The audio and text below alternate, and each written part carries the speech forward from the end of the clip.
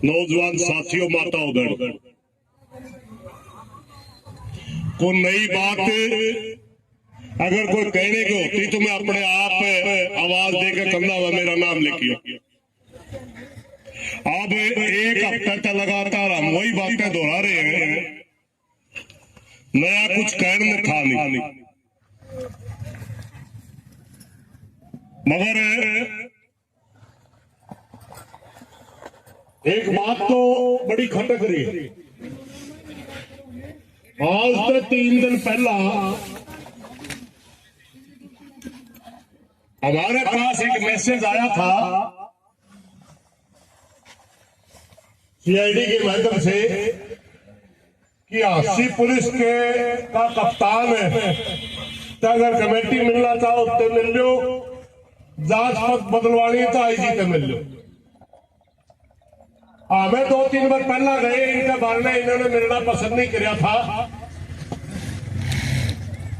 तो मोटी सी सहमति ये बन गई थी बस जो डीएसपी, जो एसपी, जो एसएचओ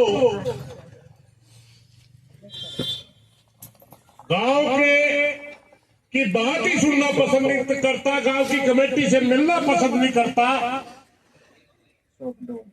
हमें देखे जांच में वो न्याय देगा। हमने बिल्कुल परसों क्लियर लेके गए थे एसपी साहब, आपकी तसल्ली नहीं रही हमने। डीएसपी एसएचओ की पहले ही नहीं थी, क्योंकि जयवीर का मर्डर 5 तारीख को होता, 6 तारीख को एक सीसीटीवी की फुटेज की सारी क्लिप बना करके सरपंच ने जब एसएचओ को दे दी, और उस क्लिप में ये जो मुख्य अपराधी है वो लाठी लेकर जाने दिखे। अगर वो जांच होती तो भाई किरसला की जान बच गई थी। इसलिए किरसला की हत्या की जिम्मेवार हम नालून पुलिस ने माना। नालून पुलिस पर तो हमने विश्वास था ही नहीं, मगर जिस किस्म की एक्टिविटी हासी एसपी ने दिखाई उसके ऊपर भी हमारा विश्वास नहीं रहा। साफ साफ कह कहा था परसों। और यहां भाषण देना, ऐसे धरने पर कोई सिर्फ भाषण बोलने के लिए भाषण देना नहीं होता, इनमें मैसेज भी होते हैं। मेरे को उम्मीद थी कि आईजी हिसाब से बैठते तुरंत हमारी कमेटी को बोलेगा कि अगर आप हासी पुलिस की जांच से संतुष्टि नहीं है तो बोलिए किस एजेंसी से जांच करवानी है। हमें उम्मीद थी हमारे प्रदेश के डीजीपी शत्रुजीत कपूर जी से कि उनका मैसेज आएगा कि बुढ़ाना के अंदर जो नरसिंह जो बहुत ही बेरहमी से हत्या की गई है, अगर वो हासी पुलिस उसकी जांच सही नहीं कर रही, जिस भी एजेंसी से बुढ़ाना का या 12 खास जांच करवाना चाहे हम तैयार हैं। मगर इनके समझा मैं ना आईजी का कोई मैसेज है, ना डीजी का कोई मैसेज है, और ना ही सरकार की तरफ से हमारे पास कोई सूचना।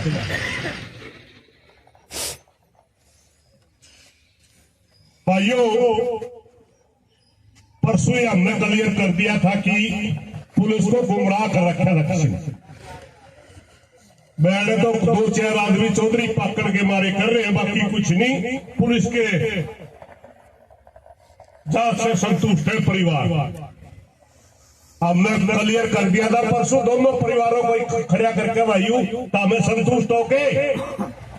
और आज फिर ज्यादा मीडिया के साथी पुलिस की बेकायदगी को उजागर में फिर करना चाहूंगा। दोनों परिवार हाजिर होंगे भाई, है पहले, और वो छोरा खड़ा है भाई, ये पीछे रहा। तबे भाई पुलिस की कार्रवाई से संतुष्ट हो, कोई संतुष्ट नहीं, तारीख रजामंदी से चल रहा है ना। ये सारे मीडिया भाई को देख लो भाई, जहां भी हम सरकार के पास मैसेज भेजते हैं, जहां भी हमारे से कोई बड़ा अधिकारी बात करता है, हम हर बार ये कहते हैं कि बुढ़ाना गांव को न्याय नहीं मिल रहा। 36 बिरादरी धरने के ऊपर बैठी है, सारा भाईचारा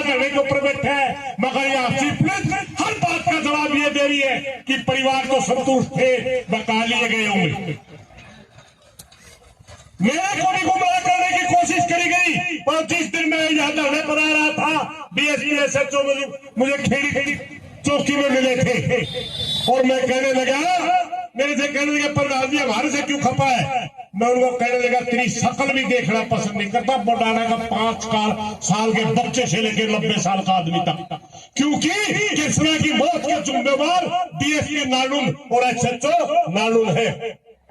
तो कहने लगे प्रधान जी एक लड़के का नाम दिया जिसका वो पालने का लड़का था, जिसने वो जयवीर गोद ने रखा था, गुरमीत नाम है शायद, गुरमीत का नाम लेके कहने लगे कि गुरमीत तुम्हारी बातों से सहमत हो गया थी, और वो तो 19 तारीख को पता लगा हमें मना आ रहा है कि भरी पंचायत में काम एसएचओ डीएसपी तो नियुक्त हुए हैं।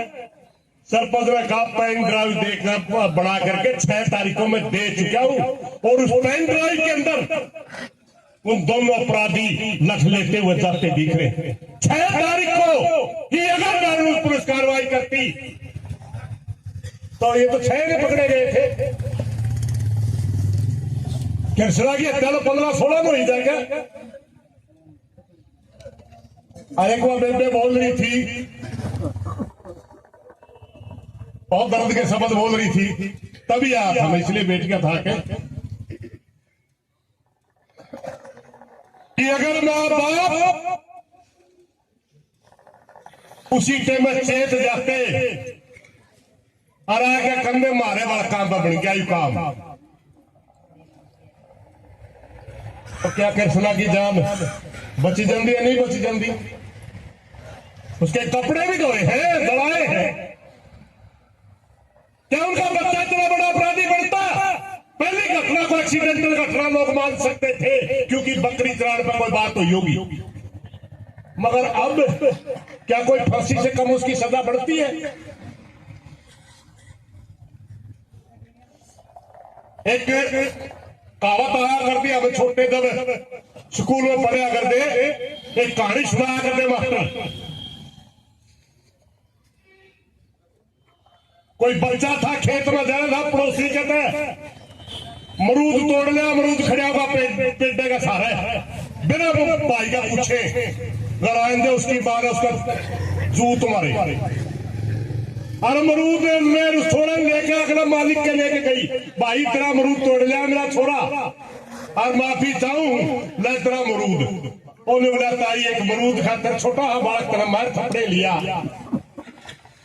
के भी जली पड़की थी, बोली भाई तेरा आज एक मरूद में तो छाती के गाल जे मैं इस गल को लेंदी पर कई और बड़ी चोरी करे, परसों और बड़ी चोरी करे, और मेरा छोरा इतना बड़ा अपराधी बन जाए, इस गांव में तो मन में कहना पड़े इतनी फांसी होनी चाहिए। ये रास्ते खुद मां बाप देखते, और यहां बहुत से भाई यूं सोचे हैं मैं अपराधी तो मिल गया, उसका गल्ला भी मिल गया, न्यू भी मेरा पड़ गया गांव में, भाई इस किस्म का मामला ये क्यों बढ़ा, मगर ये भाई फिर भी संतुष्ट क्यों नहीं? हम इसके लिए संतुष्ट नहीं मेरे भाइयों, यू बीज बहुत गंदा बीज लाके